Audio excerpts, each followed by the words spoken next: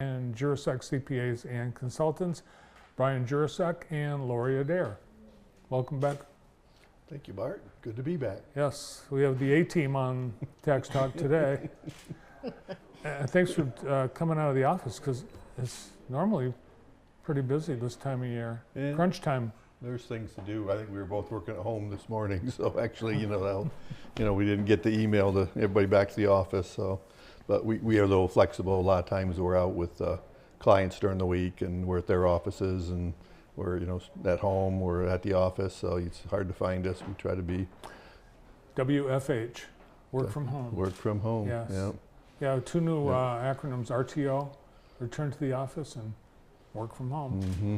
Mm-hmm. We've got a few more weeks left in tax season, and there's a lot of talk about what may be changes down the road with the new administration.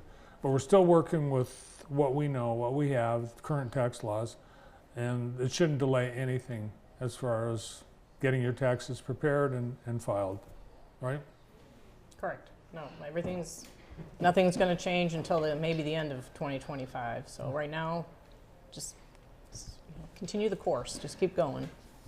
Rachel Eubanks, the state treasurer, yesterday said, "Oh, you better get your tax returns in really quick, because in case there's layoffs at the IRS, who knows what's going to happen." Is there any concern? Are you concerned about that? I mean, we have clients that have tardy refunds from the state of Michigan and the IRS even before this, so I think that's business as usual for them. I think it's a way for them to hold on to our money. They pay interest on that, so it's actually not a bad rate of interest, but they do tend to, fall behind, I guess like anybody else. Obviously, if they cut the staff, I mean, there's ERC claims, I think, that are still out there that haven't been addressed. And there's the state of Michigan has this flow-through entity tax, where it's a lot of states come up with that, scheme, I guess, if you will, to get around the limitation on the individual income taxes at the individual level for the deduction, itemized deduction, having a business pay those taxes. So there's claims out there for refunds from some of our clients, and they haven't seen those in 2 years. So I'm not sure that cutting the workforce is really it's a good place to maybe put some blame, but I think that there's still a lot of tardiness out there in the refund environment. Yeah, I've heard people say, "Hey, this is the outfit that's bringing the money in. Let's not cut that." And there are, I guess, various reports that for every employee equals to a certain number of dollars in revenue. But it's not up to us. No, that's. What we see is a lot of electronic filing. Anyway, so it's electronic in and it's electronic out too. There's not humans. The returns are filed. Are there humans actually, or is it all computerized on that end too? Yeah, we always figured it was electronic in, electronic out, and if there's adjustments to be made, those returns are filtered out to be looked at later on. I don't know if it's like anything electric these days. Have we overwhelmed our system? Have we overwhelmed the grid, the IRS grid, and so there's too much going on? I don't really know. But it's slowed down. Although refunds, you do get your refund. If you're just a basic filer, in a couple weeks or 3 10 weeks, business days 10 business usually. days. That's amazing. So yeah, so if you're thinking about, geez, I'd like to get my refund. I want to buy a car. I want to do this. I want to do that. I mean, you'd want to file electronically versus paper. Yeah. I mean, so I would recommend that for sure. And have it direct deposited. Some people don't want to give out their banking information, but in this instance, you're going to get your refund much quicker. If you wait for a check, it's weeks and weeks and weeks. Yeah. Those outfits that promise to give people loans based on their anticipated refund, well, they're going to be out of business. The refunds, they're pretty fast. Yeah, they're pretty fast. Yeah. You can get if you really pay attention, get your refund pretty fast. Get your returns done, be organized, get your returns done, file electronically, get your direct deposit, and you can be done in 3 weeks. The money can be there before you even start looking for it. Yeah. All right, we've got, let's talk about something that just went into effect. There's the Michigan ESTA changes that went into effect just the other day, right? Right. What is that? Well, it's trying to get all the employers in the state, regardless of how many employees you have, to provide some paid time off. I mean, there are some employers that don't provide anything like that in the way of benefits, so they're the state is trying to push it, make sure everybody's doing something. I think a lot of our clients didn't realize that they were already above the minimums.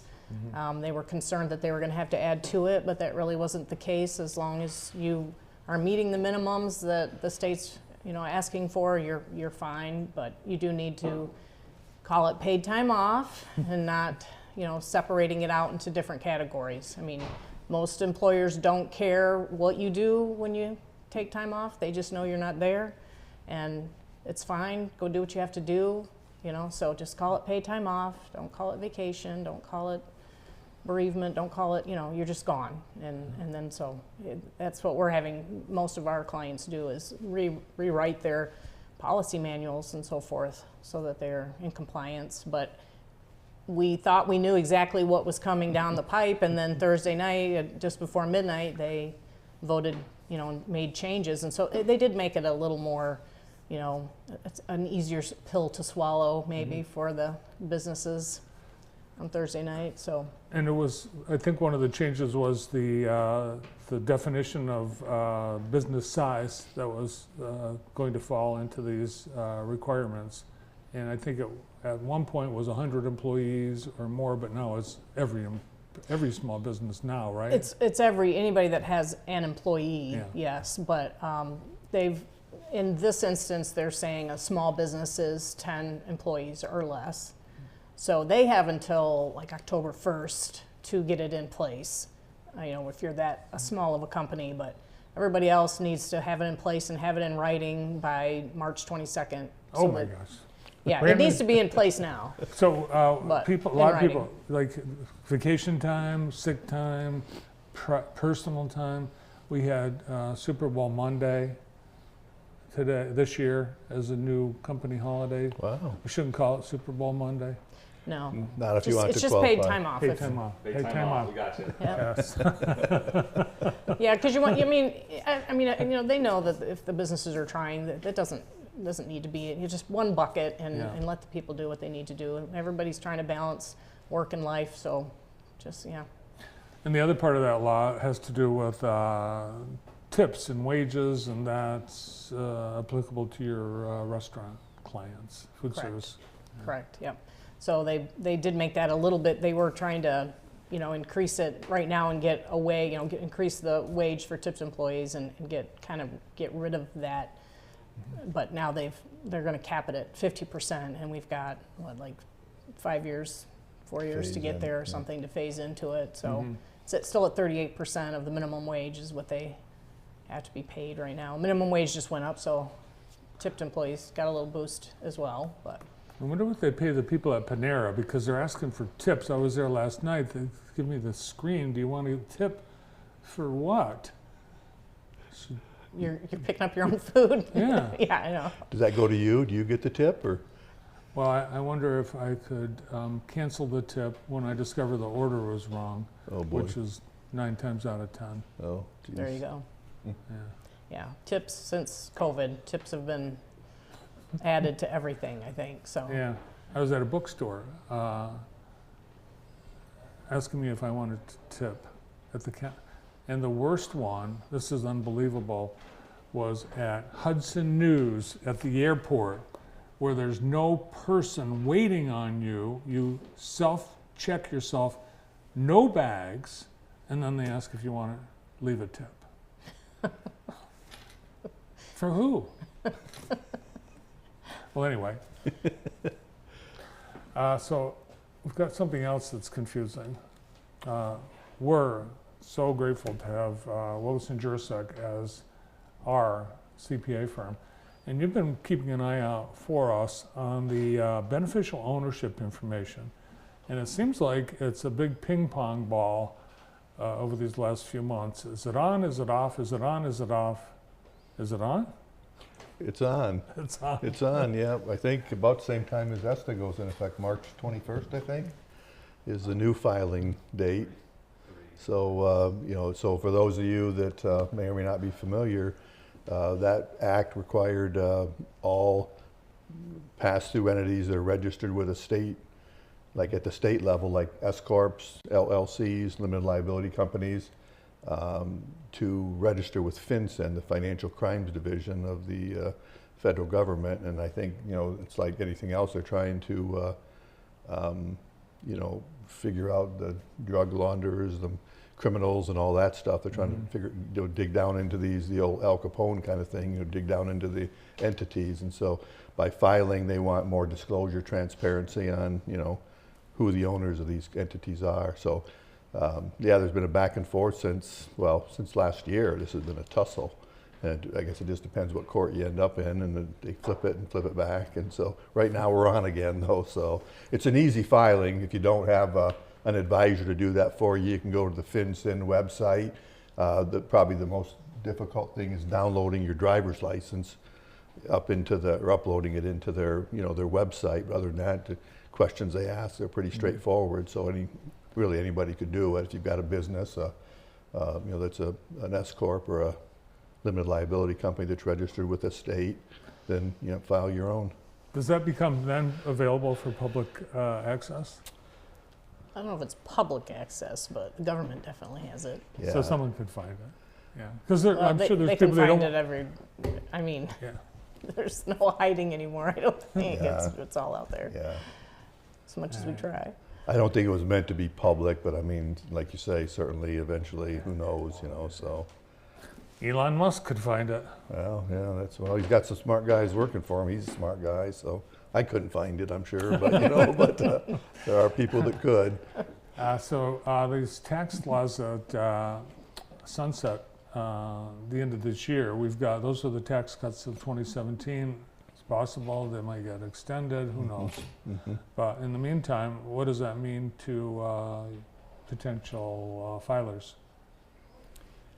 Well, for tax return filing for this year, nothing. Nothing. It's just stay the course, you know, like Lori said a little earlier, just, so really no changes, which has made it easier for preparers, and I think for taxpayers as well. You kind of get to know what you need, and what you don't know doesn't matter because everything's kind of the same. But if there's changes, we'll go back to the Tax Cuts and Job Act of 2017, and I'm not even sure what all that is. You know, I'd have to refresh myself. But there, you know, things like itemized deductions and all those come back into play. So now we got to ask for more information. Taxpayers got to gather more information. You know, and when we went from the 2016 law to the 2017 law, most of our clients, most of our, you know, middle income clients, I would say they benefited. We tested a few of them, and they were all kind of benefiting because a lot of them couldn't itemize. They didn't have enough to itemize their deductions, and so they got a big jump into the standard deduction, if you will, now, and that'll drop back down. So if you still can't itemize, you might lose a little bit there. Plus the brackets will all change around. So I think it would be a good thing for, you know, most Americans to have that extended or reworked. There's probably some flaws in it somewhere along the line. Now that we've had it for 4 or 5 years, you know, let's figure out what went wrong with it. And kind of, you know, if we can get Congress to agree on anything, I guess. But other than that, the other big thing was that we've been working a lot on is just some estate planning. You know, the top estate, you know, exemption. You know, when we all pass away, everybody gets about a $14 million exemption per person. So if you're married and, you know, filing together, you get a $28 million exemption. That exemption is going to drop down to about $5 million indexed for inflation, maybe $7 million. So Wow. each. So yeah. So if you figured you and Karen got 28 million. Now you go down to 14 million. You got 14 million. You kind of lost there at 40%. It cost your heirs, you know, $6 million. You know, so that's substantial. So there's planning that can be done, and we've been doing a lot of that in anticipation of the rates dropping. And again, what might happen going forward, we don't know, but it doesn't hurt to get your estate in order. You know, that's good advice anyway. But there's this year there's a lot of incentive and at the end of last year was a lot of incentive to get get your assets in order, and can you gift those away to take advantage of the, that possible decline to marital exemption. Give it all away. Yeah, there you go. Yep. Well, you're probably going to give it away anyways, but so let's not You can't let take the it with you. Right. Don't let the IRS have a big Right. chunk of it. Leave it for your heirs. You probably, as long as you have enough to live on, then the rest. Makes sense. I don't think you and I have that problem. We Bart. don't have that problem. No, No. not worried. We're not worried. Well, great to see you both. Thanks for taking time to be with us Yeah. today. Good to see you. Thanks for the invite, Bart. From Willis and Jurasek, Brian Jurasek and Lori Adair.